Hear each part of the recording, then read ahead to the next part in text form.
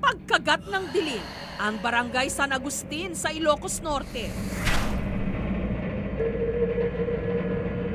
Nababalot ng takot. Usap-usapan kasi rito ngayon na may gumagala raw na aswang.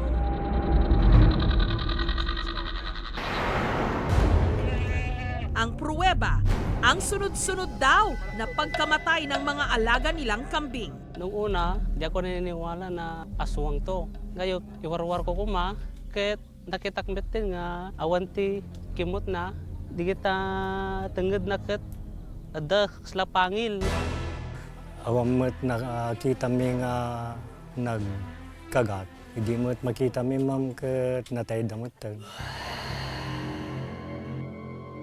Bilang pangontra raw sa mga aswang, ang mga residente nagsasabit ng bawang sa pintuan. Naglalagay din ng asin sa bintana. Pero mukhang hindi raw ito tumatalab dahil nito lang Martes, ang di manoy aswang umatake na naman.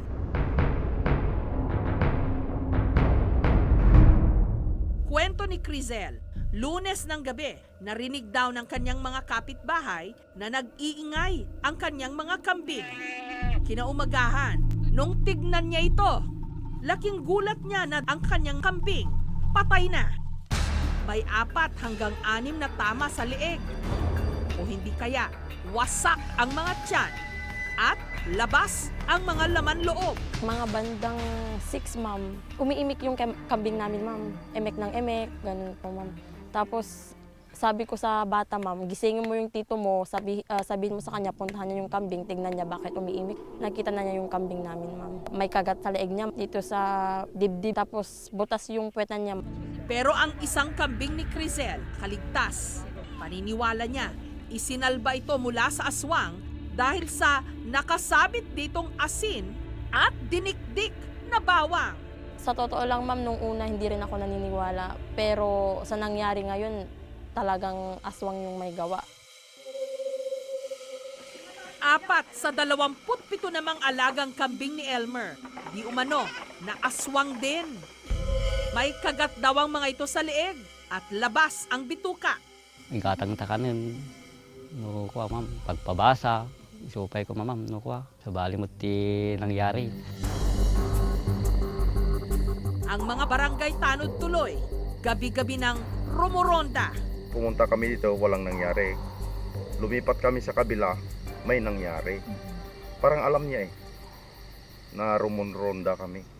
Pero nung suriin ng veterinaryo ang mga nabiktimang kambing, nalaman niyang hindi aswang ang may gawa nito, kundi posibleng aso. Dogs are canids. By nature, they're meat eaters. Even in the wild, yung mga aso, ay mga jackals, yung mga foxes, yun, yung mga kamag-anak ng mga aso natin. Maaring na-stress daw ang asong ito sa mga paputok nung bagong taon. Maraming paputok, natakot, mga naglayas. They need to survive. Siguro natutunan nilang mag-hunt ng mga kambing.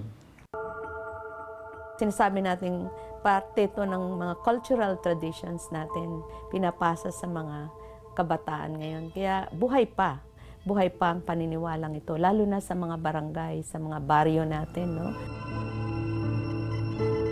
Thank you for watching, mga kapuso. Kung nagustuhan niyo po ang videong ito, subscribe na sa GMA Public Affairs YouTube channel.